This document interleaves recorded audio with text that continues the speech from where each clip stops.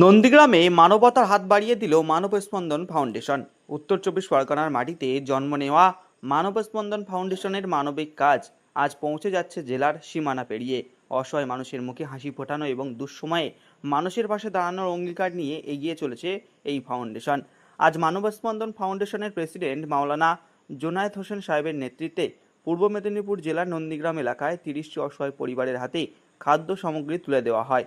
এই মানবিক কর্মসূচি পূর্ব মেদিনীপুর জেলার প্রেসিডেন্ট শেখ আনিসুর রহমানের তত্ত্বাবধানে সম্পন্ন হয়।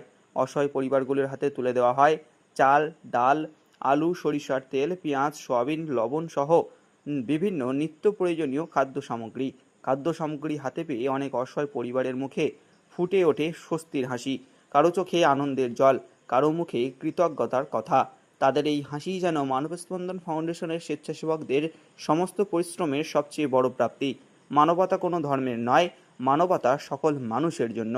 সেই বিশ্বাসকে সামনে রেখে ধর্ম বর্ণ নির্বিশেষে অসহায় মানুষের পাশে দাঁড়িয়ে চলেছে মানবস্পন্দন ফাউন্ডেশন। উত্তর চব্বিশ পরগনা থেকে শুরু হওয়া এই মানবিক যাত্রা আজ পৌঁছে গেছে পূর্ব মেদিনীপুরের নন্দীগ্রামে। আগামী দিনেও আরও বেশি মানুষের পাশে দাঁড়ানোর প্রত্যয় নিয়ে এগিয়ে চলেছে এই সংগঠনটি।